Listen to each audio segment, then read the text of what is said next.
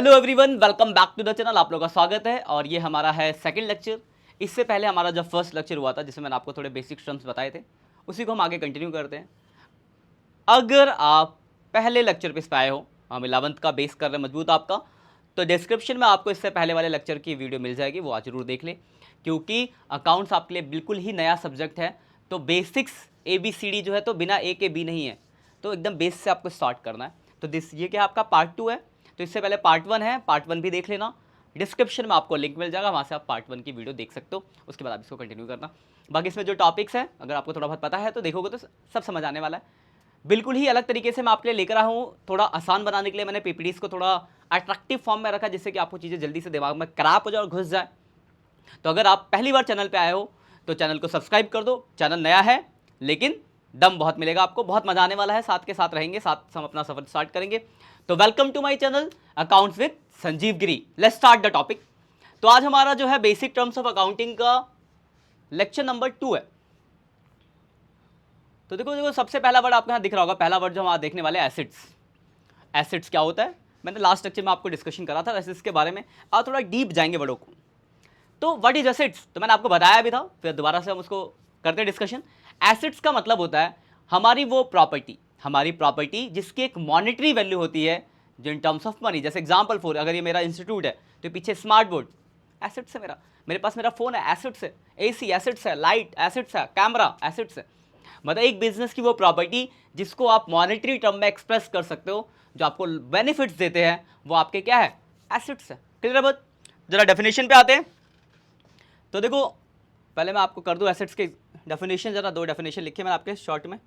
देखो क्या लिखा है, आप ध्यान से देखना जरा, फिर एग्जांपल की बात करेंगे इसके बाद। तो अगर आप ध्यान से यहां देख रहे हो तो लिखा हुआ है यहां पे क्या है, एसेट्स आर प्रॉपर्टी। क्या है ये, प्रॉपर्टी और economic resources of an enterprises which can be express in terms of monetary. मतलब एक बिजनेस की वो सारी प्रॉपर्टी या इकोनॉमिक रिसोर्सेज जिसको आप मॉनेटरी टर्म में एक्सप्रेस कर सकते हैं, वो क्या आपके लिए एसेट्स है। डेफिनेशन क्लियर है, सिंपल, एकदम सिंपल लैंग्वेज में रखा है।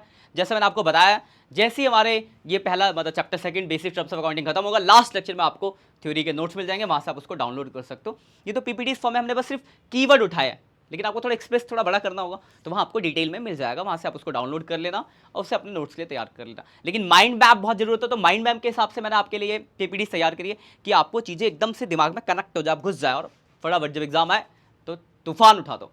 ठीक है, तो आगे बढ़ते हैं। तो देखो एक और लिखा है, assets are valuable resources of enterprises owned by the business. Same ही बात बोली जा रही है, मतलब क्या है, एक बिजनेस जो खरीदती है, जो भी वैल्यूएबल उसकी प्रॉपर्टीज होती है, सब एसेट्स है। जैसे मेरा बिजनेस है तो मैंने ये माइक खरीदा है, एसेट्स है भाई साहब मेरे लिए। लाइट खरीदा एसेट्स है, स्मार्ट बोर्ड खरीदा एसेट्स है, बाइक खरीदी है एसेट्स है। क्लियर बात? आगे बढ़ते हैं। एग्जाम्पल 4, तो एग्जाम्पल देखो नीचे दिया है, plant and machinery, furniture, building, ये सब इसके एग्जाम्पल्स हो गए। क्लियर वर्ड, एसेट्स क्लियर है। अब आगे बढ़ते हैं कि टाइप्स क्या है, एसेट्स के डीप जानते हैं, तो टाइप्स ऑफ एसेट्स की बात करते हैं। तो देखो ये आपको टाइप्स दिख रहे होंगे, तो आपको दिमाग में अंदाजा, देखो एसेट्स के 3 टाइप्स होते हैं भाई साहब। पहला है आपका करंट एसेट्स, दूसरा है नॉन करंट एसेट्स, तीसरा आपका फिक्टिशियस एसेट्स। एक एक करके जानते हैं। पहला आपका करंट एसेट्स, ठीक है, हम एक एक करके पढ़ेंगे, सबके बारे में टाइप जान लो। फिर है नॉन करंट एसेट्स, तीसरा फिक्टिशियस एसेट्स। नॉन करंट के अंदर 2 तरह के एसेट्स आते हैं आपके, टेंजिबल और इंटेंजिबल। तो कुल मिला के 5 पॉइंट हो गए। तो एक एक करके हम इन 5 पॉइंट को पढ़ेंगे। पहले कि what is current assets, what is non current assets, फिर नॉन करंट में टेंजिबल क्या है भाई साहब, इंटेंजिबल क्या है, और ये फिक्टिशियस क्या है। इतना ही तो है ना। तो आगे बढ़ते एक एक करके, ये मैप को याद रखना जो आपको क्लियर कराएगा। तो सबसे पहले हम बात करेंगे करंट एसेट्स की। तो करंट एसेट्स भाई होता है, करंट एसेट्स का मतलब है वैसे एसेट्स, वो प्रॉपर्टी जो विद इन 1 ईयर कैश में कन्वर्ट हो जाती है, जो हमारे शॉर्ट टर्म के लिए होती है, वो हमारे करंट एसेट। जैसे एग्जांपल फॉर, मेरे पास कैश है, ऑलरेडी कैश है, बैंक है, जब जाऊँ चाहूँ निकाल सकता हूँ कैश। डेटर, किसी को मैंने उधार बेचा, कितने दिन के लिए बेचूंगा उधार, डेटर जानते हो ना उधार बेचना। तो अगर मैंने किसी को उधार बेचा 2 दिन, 4 दिन, 10 दिन, 15 दिन, 1 महीना, 2 महीना, ले लूंगा भाई, साल 2 साल के लिए उधार थोड़ा ना बेचते हैं, करंट एसेट्स है। स्टॉक, जो सामान मैं बेचने के लिए खरीदता हूँ, आज खरीदूंगा 2025 में बेचूंगा, नहीं सर ऐसा थोड़ी होता है, आज कर देंगे तो 2 दिन बाद बेच देंगे, 4 दिन, 10 दिन, जितनी जल्दी स्टॉक निकालो। तो मतलब जो हमारी वैसी प्रॉपर्टी है जो साल भर में कैश में कन्वर्ट हो जाती है, इट्स कॉल्ड करंट एसेट्स। तो पढ़ते जरा, तो लिखा है current assets are those assets which are held by the entity और enterprises with the purpose of converting them into cash. ये देखो देखो short period that is 1 year. ये बहुत काम की बात है कि वो एसेट्स जो होल्ड करती है कंपनी जो कि 1 साल के अंदर अंदर कैश में कन्वर्ट हो जाते हैं, वो सारे आपके करंट एसेट्स कहलाते हैं। एग्जाम्पल देखो, कैश है, अदर एसेट्स है explain in the converting to cash within 1 year. वो सारे एसेट्स जो कि साल भर के अंदर अंदर कैश में क्या हो जाए, कन्वर्ट हो जाए। ठीक है, क्लियर बात यहाँ तक? देखो एग्जाम्पल दिया है यहाँ पे, मैंने कुछ एग्जाम्पल लिखे हैं। पहला एग्जाम्पल है डेटर, जैसे कि मैंने आपको बताया बिल रिसीवेबल, आप जानते हो उधार बेचा, भरोसा नहीं है मुझे कि भाई साहब पैसा देगा नहीं देगा। मैंने कहा देखो भाई मुझे भरोसा नहीं, तुम तो नए नए हो, एक काम करो कागज़ पे लिख कर दो, बिल बना दो, कितने दिन बाद पैसा दोगे। तो एक कागज़ का एग्रीमेंट बना, कहा सर मैं आपको 2 महीने बाद पैसे दे दूंगा। मैंने कहा चलो ठीक है। तो वो बिल जो है ना, दैट्स कॉल्ड बिल रिसीवेबल, मुझे उस बिल के अगेंस्ट पैसा मिलना है। कैश बैंक आप जानते हो स्टॉक प्रीपेड, कोई खर्चा आप एडवांस में पे कर दो। जैसे एग्जाम्पल फॉर मैंने ये ऑफिस रेंट पे लिया, ऐसा तो नहीं हुआ कि मैंने बोला लो मैडम 2 साल का पैसा एडवांस रख लो। कौन करता है ऐसा? कोई नहीं करता। 1 महीना, 2 महीना, 3 महीना।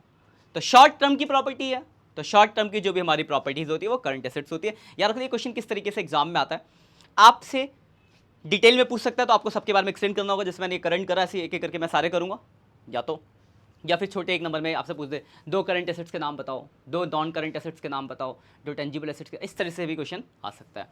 बेसिक्स है, आपको नंबर के लिए नहीं, बेस मजबूत करने के लिए पढ़ना है। तो ध्यान रखना, आपको ये जो स्टार्टिंग के लेक्चर से 11th क्लास के लिए बहुत ही ज़्यादा इंपॉर्टेंट है। तो कोई भी वर्ड अगर आपको डाउट्स लग रहा है तो आप कमेंट करके पूछो, हम यहाँ बैठे हैं आपके लिए।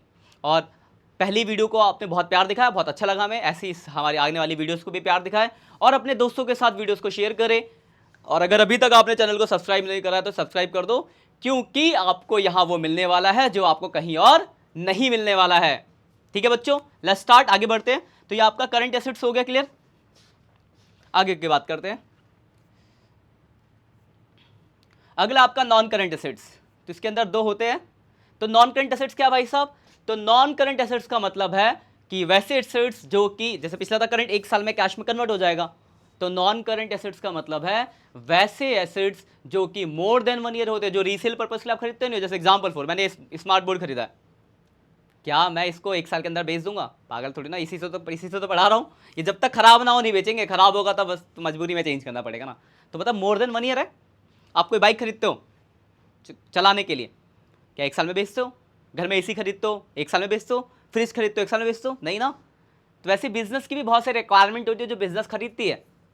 तो वो सब बिजनेस के वैसी चीज़ें जो खरीदते हैं जो बिजनेस लॉन्ग टर्म के लिए लगती है, वो नॉन करंट। जैसे एग्जाम्पल, मैंने एक दुकान खोला तो काउंटर खरीदा, फर्नीचर, हर साल फर्नीचर तो चेंज नहीं करूंगा ना, तो मेरा क्या है, नॉन करंट एसेट्स है। Clear word? तो देखो नॉन क्या है, नॉन करंट एसेट्स आर दो जैसे which are held by the business not for the purpose of resale, जो कि रीसेल के पर्पज के लिए है ही नहीं, रख दिया हमने खरीद के बस। वैसे ये मेन्यू पर हाँ संजीव जैसा लग रहा ना। आगे बढ़ते हैं।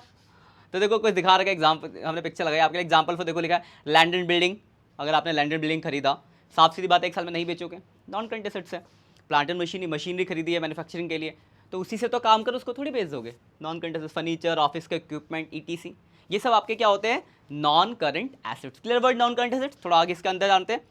तो non current assets further classify 2 types मैंने आपको बताया था कि ये 2 तरह के होते हैं। कौन कौन से है भाई? तो टेंजिबल और इंटेंजिबल। तो अब हम आपके आगे अगला क्वेश्चन बनता है कि what is tangible and what is intangible. अभी तक क्लियर हो गया, करंट एसेट्स क्लियर है, नॉन करंट एसेट्स क्लियर है। अब नॉन करंट के अंदर जो टाइप्स है उसकी हम बात करेंगे कि टेंजिबल क्या है, इंटेंजिबल क्या है। नाम में ही छुपा है सब कुछ। टेंजिबल जिसको टच किया जा सके, इंटेंजिबल जिसको टच ना किया जा सके।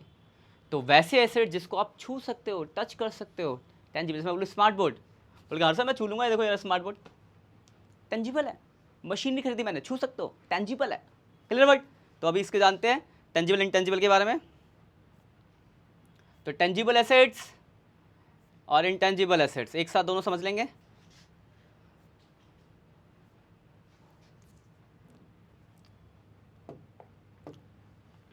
टेंजिबल एसेट्स का मतलब मैंने अभी बताया आपको, टेंजिबल एसेट्स का मतलब है वैसे एसेट जिसको आप छू सकते हो, देख सकते हो, टच कर सकते हो, टेंजिबल है।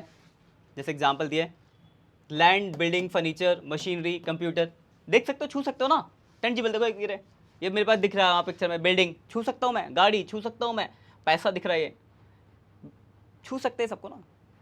गोल्ड कॉइन है, डॉलर कॉइन से मतलब जो भी, तो समझ के बात को, वैसी प्रॉपर्टी जिसको आप छू सकते हो वो आपके है नॉन करंट एसेट्स के अंदर टेंजिबल एसेट्स, और वैसी प्रॉपर्टी जो छू ही नहीं जा सकती इंटेंजिबल। क्या intangible assets are those assets which do not have physical existence, और इसका क्या, इसका फिजिकल एग्जिस्टेंस है, दे कैन बी सीन और touch, but it can't be seen और टच। अब बोलोगे सर ऐसी कौन सी प्रॉपर्टी जिसको छू नहीं जा सकती?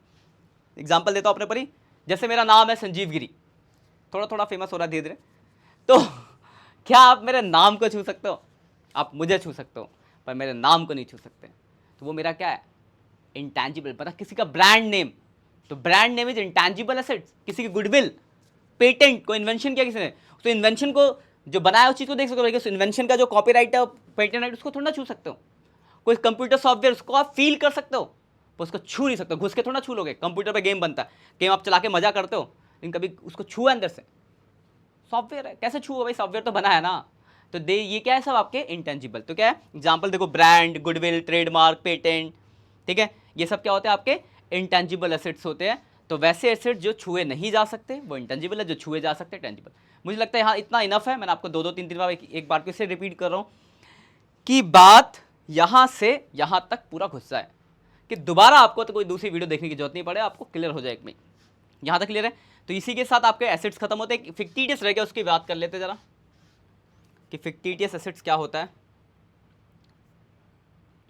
फिक्टिटियस एसेट्स, देखो फिक्टिटियस का वर्ड का मतलब क्या, फिक्टिटियस का मतलब है, एग्जांपल भी ले लेते हैं पहले, ठीक है, पूरा वर्ड बना लिया हमने। फिक्टिटियस एसेट्स, फिक्टिटियस, यहाँ देखो वर्ड दिख रहा होगा फिक्टिटियस। अगर इस वर्ड का मतलब अगर आपको क्लियर है तो वर्ड ये प्रॉपर्टी, ये मतलब जो है बात, ये भी क्लियर हो जाएगी। फिक्टिटियस, फिक्टिटियस मतलब बेकार, यूजलेस, जिसकी वैल्यू जीरो, खराब, खराब इज कॉल्ड फिक्टिटियस।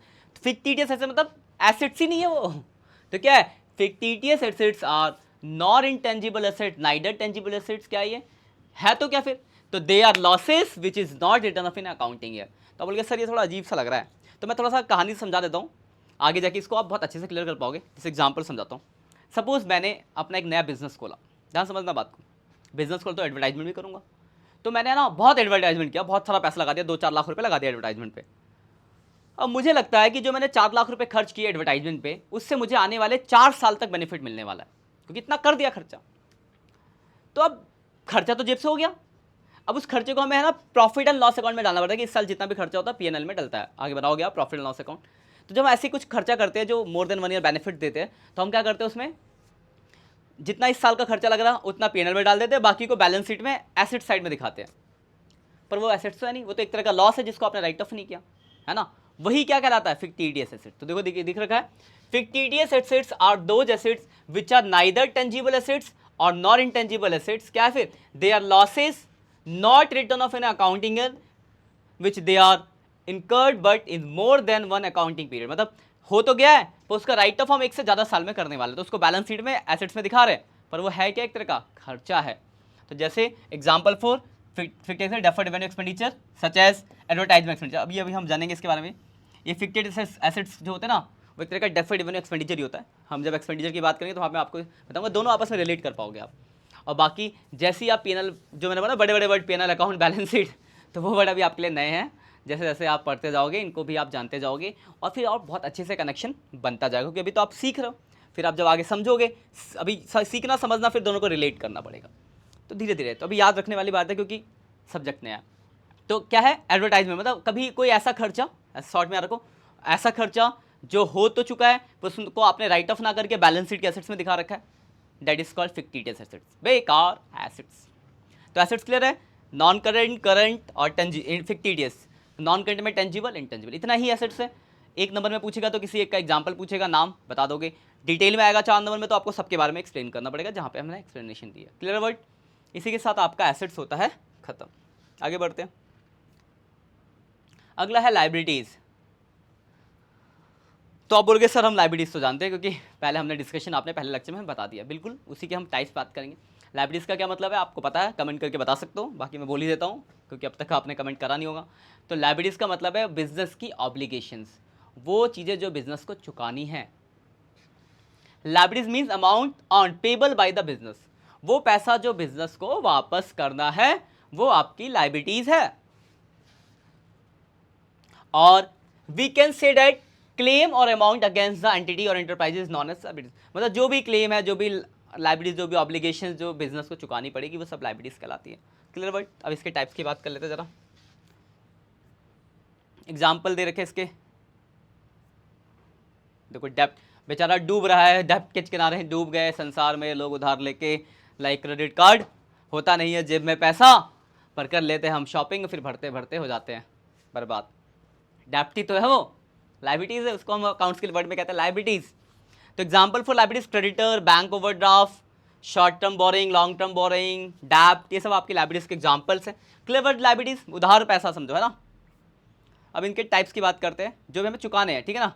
तो लाइबिलिटीज दो टाइप्स की होती है, एक होती है आपकी नॉन करंट लाइबिलिटीज, एक होती है करंट लाइबिलिटीज। तो कुछ एसेट से ही रिलेट होता है। वैसे डेप्ट जिनकी पेमेंट आपको एक साल के अंदर अंदर करनी है, करंट लाइबिलिटीज। वैसे डेप्ट जिसकी पेमेंट आप एक साल के बाद करोगे, मतलब मोर देन 1 ईयर के लिए होता है, वो होती है आपकी non current liabilities. Clear word. तो जान लेते हैं, एग्जाम्पल भी दिया मैंने आपको इजी करने के लिए।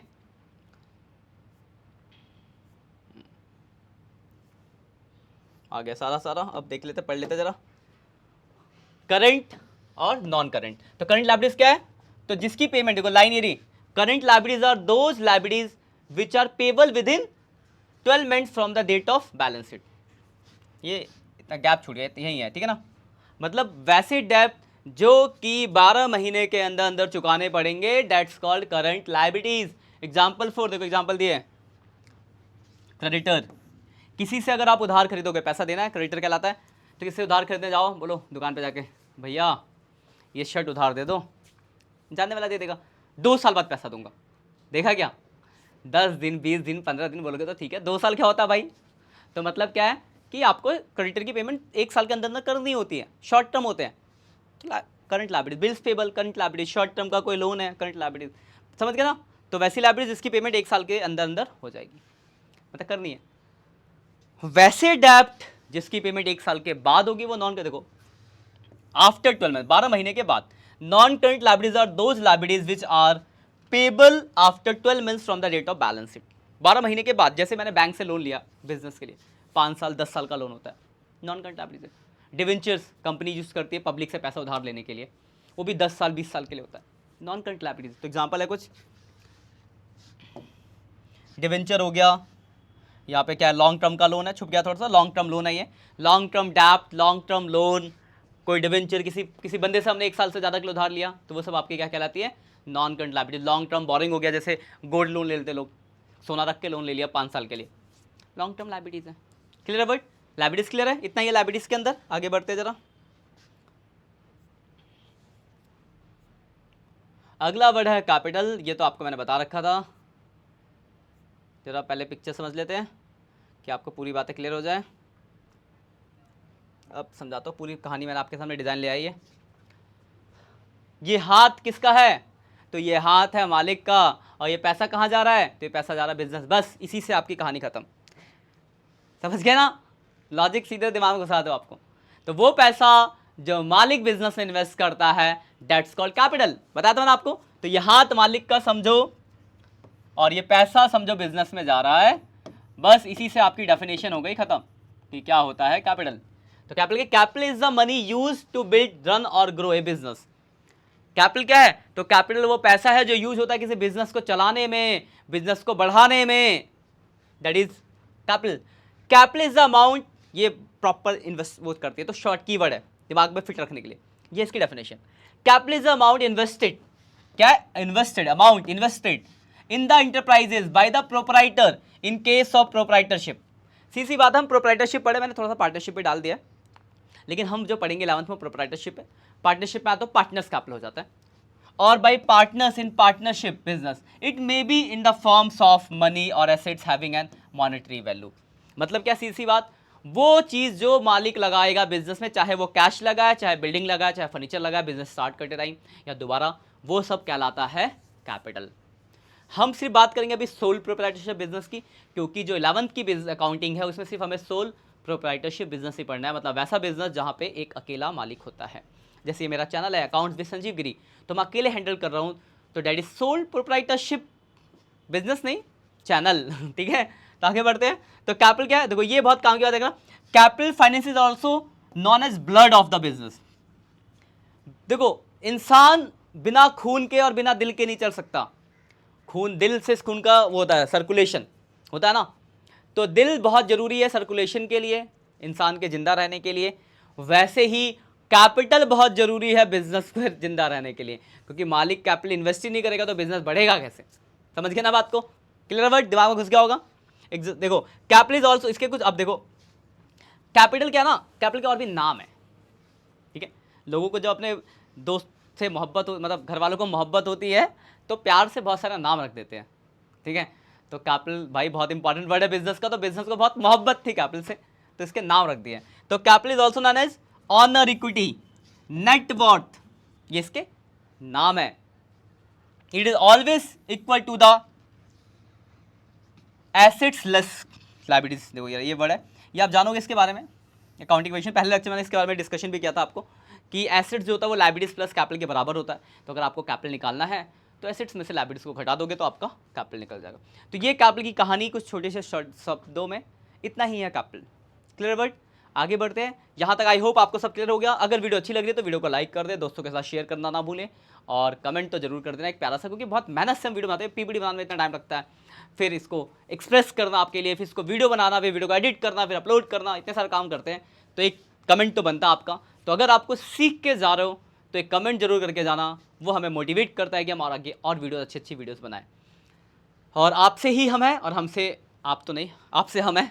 तो वीडियोस को दोस्तों के साथ शेयर करें। अगर आपको जनरली अच्छा लग रहा है कि आपको समझ आ रही चीज़ें, आपको लग रहा है कि हाँ इस चैनल को हमें आगे कंटिन्यू ग्रो करना चाहिए, तो आपसे ही होगा। हम तो बस अपना काम कर सकते हैं, बाकी तो आपके हाथ में छोड़ दिया। आप ऑडियंस हो, आपको ही इसको बढ़ाना है। ठीक है बच्चों, आगे बढ़ते हैं।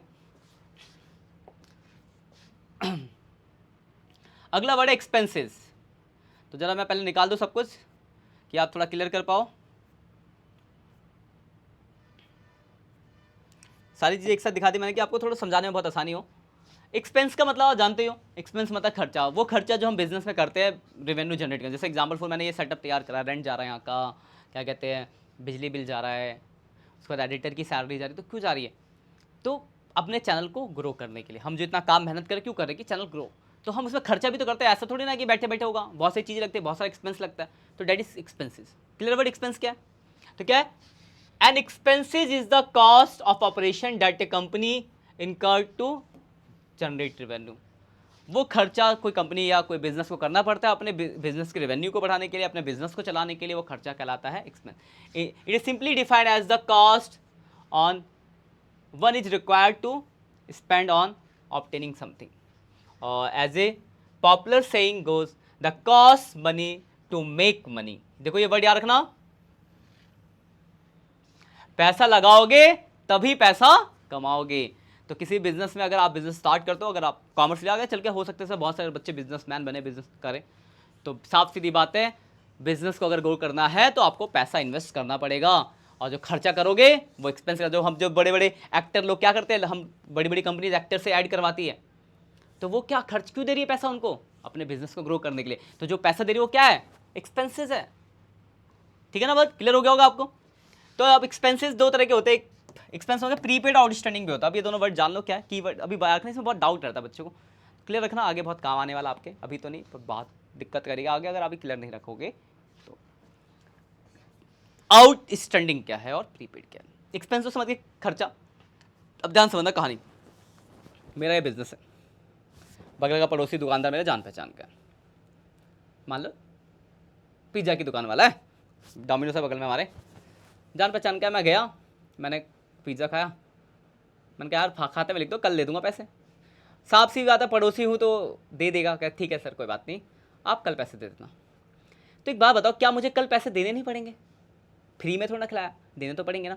तो मैंने खर्चा तो कर दिया पर पेमेंट तो नहीं करी, मेरे लिए एक ऑब्लिगेशन बन गई। वो क्या आउटस्टैंडिंग। तो आउटस्टैंडिंग एक्सपेंस का मतलब होता है वैसा खर्चा जो आपने कर तो दिया है पर पेमेंट नहीं करी। Expense incurred but not paid, खर्चा हो गया पर पेमेंट नहीं गई। जैसे यहाँ का रेंट अभी गया नहीं, रेंट जाना है पर मैंने दिया नहीं अभी तक, पैसे ही नहीं आ रहा है, कहाँ से दे? तो पैसे आएंगे तो हम देंगे, तो खर्चा हो गया पर पेमेंट नहीं करिए तो मेरा रेंट आउटस्टैंडिंग है, प्रीपेड एक्सपेंस। आउटस्टैंडिंग क्लियर है? तो ये हमारे लिए होती है लाइबिलिटीज एक तरह की, क्योंकि हमें चुकाना है। प्रीपेड एक्सपेंस, कुछ ऐसी भी खर्च होते हैं जो हमें टाइम से पहले देने पड़ते हैं, जैसे यहाँ का नेट का चार्ज है, तो नेट का ना रिचार्ज होता है, पहले रिचार्ज करोगे तभी चलेगा, तो मैंने 6 महीने का रिचार्ज कर रखा है, तो 6 महीने से चल रहा है, मैंने खर्चा कर दिया पहले ही, प्रीपेड, यूज नहीं हुआ, पैसा पहले ही दे दिया है, तो 6 महीने के लिए मेरी प्रॉपर्टी है, नेट कितना भी यूज़ करूँ 6 महीने तक कर सकता हूँ, क्योंकि मेरा राइट बन गया है। तो प्रीपेड एक्सपेंस होते हैं जो अगर कोई खर्चा टाइम से पहले पे कर देते हैं, तो ये हमारे लिए होता है एक तरह से एसेट्स, और ये हमारे लिए क्या होती है, लायबिलिटीज। क्लियर है वर्ड यहाँ तक? चलो बहुत बढ़िया, वेरी गुड बच्चों, बहुत स्मार्ट हो आप लोग। आगे बढ़ते हैं। आप देखो प्रीपेड एक्सपेंस तो इसके बारे में बता रखा था, फिर रिवेन्यू पाएंगे, चलो इसकी पहले इसी को डिस्कशन कर लेते हैं। तो expenses that has been paid in advance, prepaid क्या है, वो खर्चा जो आपने एडवांस में पे कर दिया है, और आउटस्टैंडिंग क्या है, वो खर्चा जो कि expense that have been incurred but has not been paid, वो खर्चा जो हो तो गया है पर आपने पैसा पेमेंट करा नहीं है। क्लियर वर्ड यहाँ तक? चलो आगे बढ़ते हैं जरा बच्चों। अगला वर्ड है रेवेन्यू,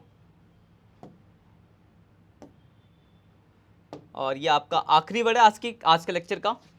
तो व्हाट इज रेवेन्यू, क्या है रेवेन्यू? रेवेन्यू मतलब इनकम, बिजनेस चला रहा हूँ, खर्चा करूंगा तो आएगा भी तो पैसा, रेवेन्यू है वो। तो revenue is the amount receive और receivable by the enterprises from its operation activities and from use of entity resources by the others, मतलब एक बिजनेस के रिसोर्सेज को यूज़ करके जो भी एक्टिविटी आपने करी उससे जो भी आप पैसा कमा चुके हो, मतलब जो आपको मिल चुका है, मिलना बाकी है, वो सब आपका रेवेन्यू। जैसे मैंने दुकान खोली तो मैंने बेचा मान लो 2 लाख का सामान, ठीक है, 1.5 लाख रुपए आ गए, 50,000 आने बाकी है, तो दोनों ही मेरे लिए आ रहा है ना, पैसा आना है चाहे आने वाला है, मेरे बिजनेस की इनकम है, that is revenue. Revenue means the amount which have result of operation, that is sale of goods, goods बेचा आपने, एग्जाम्पल दे, गुड्स बेचा, पैसा आएगा, revenue. Rent receive, commission receive, interest receive, सब मिल रहा है, रेवेन्यू है। वही हम पे कर देते, तो इससे पहले वाला रेंट पेड होता, एक्सपेंस होता, कमीशन पेड एक्सपेंस, कमीशन मिला रेवेन्यू, रेंट मिला revenue. Clear word? Revenue price of goods और services into number of quantity sold, ये एग्जाम दे रखा कि अगर मुझे अपने रेवेन्यू निकालने, बेचा, सब एग्जाम्पल ध्यान समझिए, ज़्यादा मैथ्स में दिमाग लगाओ बिजनेस वाला, क्योंकि बिजनेस के लिए बस दिमाग खुला रहना चाहिए। जैसे मैं छोटा एग्जाम्पल लेता हूँ, मैं ये बेचता हूँ पेन, दिख रहा है आपको पेन मेरे हाथ में, ये पेन बेचता, मेरा बिजनेस है पेन बेचने का, क्लियर है? इसका कॉस्ट है, मतलब बेचने का प्राइस जो सेल प्राइस है वो 20 रुपये सपोज, और मैंने दिन भर में 100 बेच दिया, कितना रेवेन्यू? तो 100 × 20, बस यही है प्राइस ऑफ गुड्स, और जो भी प्राइस गुड्स और सर्विस हम करते हैं जिस उसका प्राइस क्या है और कितना आपने बेचा, याद नहीं रखना होता, फिट कर लो बस। देखो क्या है टोटल रेवेन्यू, एक ये कहानी इसी के लेके, टोटल रेवेन्यू क्या है, तो जितने यूनिट आपने बेचे और जो उसका कॉस्ट है। जैसे मैं सोफ़ा बेच रहा हूँ, दिख रहा है ना सोफ़ा आपको, डिज़ाइन मैंने बनाया इसलिए कि ये सोफ़ा है और ये सोफ़े का प्राइस है पैसा, तो सोफ़े को पैसे से मल्टीप्लाई किया तो मेरे जेब में आ गया इतना पैसा, ये रेवेन्यू है। ठीक है ना बच्चों? तो यही आज के लिए इतना ही था। आज हमने समझा कुछ वर्डों को, assets, liabilities, capital, revenue, expense, जो हमने लास्ट क्लास में मैंने आपको 5 एलिमेंट बताए थे, उन एलिमेंट को मैंने थोड़ा ज़्यादा डिस्क्राइब करा कि आप उन एलिमेंट को अच्छे से क्लियर कर पाओ। तो फर्स्ट लेक्चर के बाद ये सेकंड लेक्चर से कनेक्टेड था, अब आप वेट करो, थर्ड लेक्चर भी जल्दी ही आएगा। पहले आप सेकंड लेक्चर बहुत सारा प्यार दिखाओ, पहले लेक्चर के साथ प्यार दिखाओ, दोस्तों के साथ लेक्चर्स को शेयर करो, अगर आपको अच्छी लग रही है वीडियोस तो बिल्कुल, और कमेंट करना तो ना ही भूलना, और आप सब्सक्राइब भी कर सकते हो, आपको आगे की नोटिफिकेशन मिल जाएंगी। ठीक है बच्चों, मिलते हैं नेक्स्ट लेक्चर में, तब तक के लिए bye bye, have a nice day.